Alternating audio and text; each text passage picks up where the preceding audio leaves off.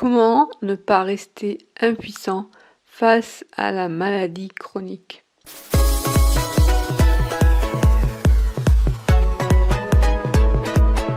Je ne sais pas pour vous, mais pour moi, ce qu'il y a de pire finalement lorsqu'on vit une maladie chronique qui est incurable, c'est-à-dire qui ne guérit pas, c'est de se sentir impuissant face à la maladie.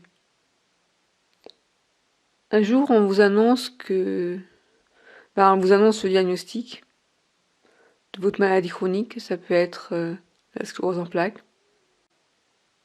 le cancer, le diabète. Peu importe la maladie, finalement, à partir du moment où on sait que... non, pas peu importe la maladie, parce que finalement, dans le cancer, hein, si au début on se dit « Oh, je risque de mourir », on sait qu'on risque de mourir, mais on sait aussi qu'on risque de guérir d'un cancer, parce qu'il y a des cancers qui se guérissent. Mais dans le cas de maladies chroniques incurables, qu'on ne guérit pas, comme la sclérose en plaques, eh bien, on se sent impuissant face à la maladie. Et après le choc, les différentes étapes du deuil, lorsque l'on a cette maladie depuis plusieurs années, eh bien, on est un peu tiraillé entre cette impuissance face à la maladie, puisqu'on peut juste la soigner, mais on ne la guérit pas, et l'espoir qu'un jour, on puisse la guérir. Je vais prendre un exemple sorti de... ce n'est pas une maladie chronique, c'est vous êtes maigre. Ou alors, vous avez un surpoids. Imaginons, vous suivez un régime pour perdre du poids. Vous êtes motivé, mais vous vous rendez compte qu'en fait, malgré vos efforts, ça n'a pas marché. Et là, vous vous sentez impuissant et vous dites « Mince, mais quand même, j'ai fait des efforts pour perdre du poids et ça marche pas !» Et là, c'est vachement démoralisant. Et ne pas comprendre pourquoi ça ne marche pas, c'est comme si c'était inéluctable. Voilà, vous allez continuer à prendre du poids, à devenir gros ou grosse. Et pourtant, vous aimeriez tellement perdre du poids, tellement arriver à avoir un corps svelte. Mais moi, c'est à l'inverse, je suis maigre.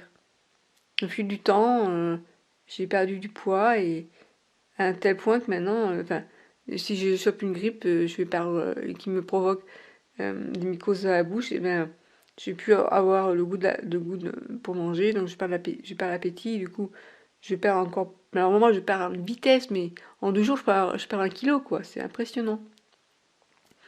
Et à la mort de ma mère, j'ai pris du poids. Alors, en fait, bizarrement, j'étais concentrée sur sa fin de vie à elle. Et,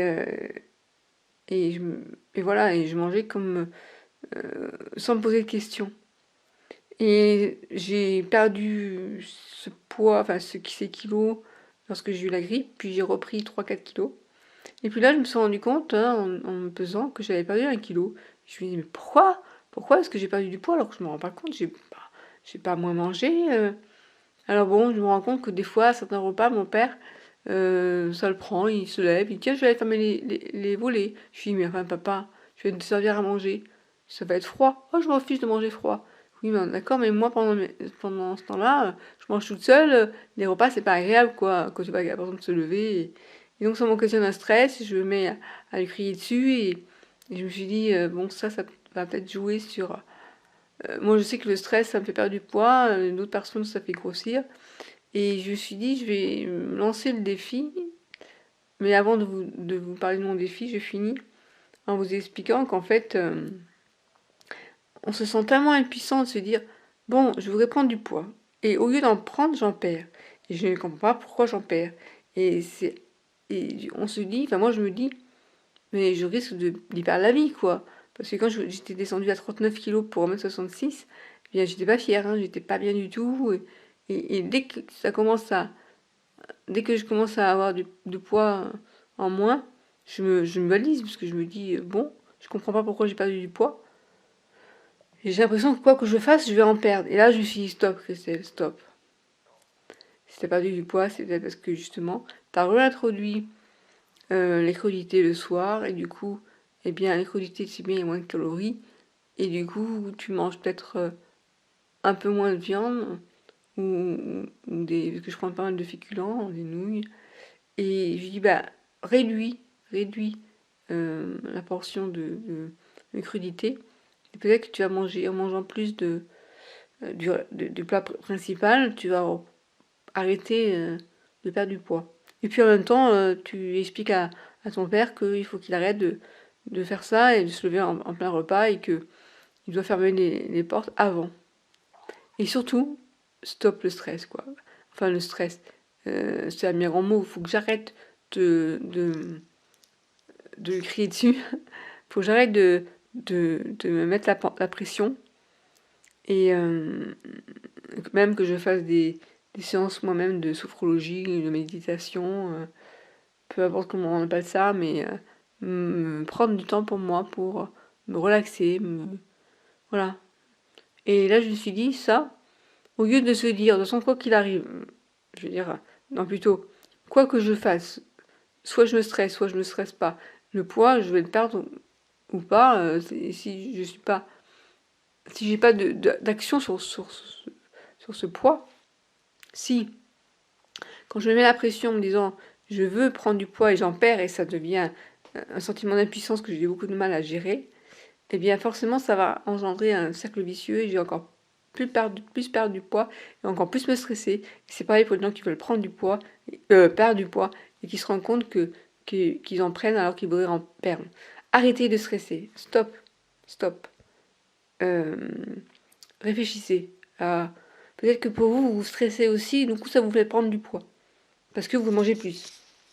Donc je vais donc vous lancer ce défi et je vais vous tenir au courant jour le jour comment ça se passe. Donc à partir d'aujourd'hui, on est le 7 juin 2017. Je vais arrêter de crier sur mon père. Donc je vais lui demander avant de passer à la table d'aller fermer toutes les portes et les volets qu'on soit tranquille. Deuxièmement, s'il y a un truc qui me stresse, et bien, la colère qui monte, une émotion qui est là, je vais éviter de la faire monter, comment dire. Si je m'énerve contre mon père au lieu de crier dessus, je vais prendre une bonne respiration et puis relativiser la chose, quoi. Ou si j'ai besoin de crier, je sors et je crie, à la limite. Vous voyez. Et voilà, exprimer mes émotions. Je vous en ferai part donc, de ce qui ne va pas. Puis je vais pas me peser tous les 4 jours. Hein. Enfin, si, en général, c'est tous les 4 jours que je me pèse. Ce que je veux dire, c'est que du coup, après, voilà, je me suis pesée hier soir. J'ai 700 grammes de moins ce matin, quoi. Bon, je dis, mais arrête, commence pas. Parce que là, ça fait un peu penser aux boulimiques ou anorexiques qui vont se peser, que ce soit pour perdre du poids, pour prendre du poids. Il faut pas que ça devienne une obsession, quoi. Donc voilà. Donc je lui dis, première règle de base, c'est t'arrêtes de crier sur ton père. Tu t'organises pour prendre les choses, les relativiser. Voilà. Prendre les choses en relativisant ce qui se passe.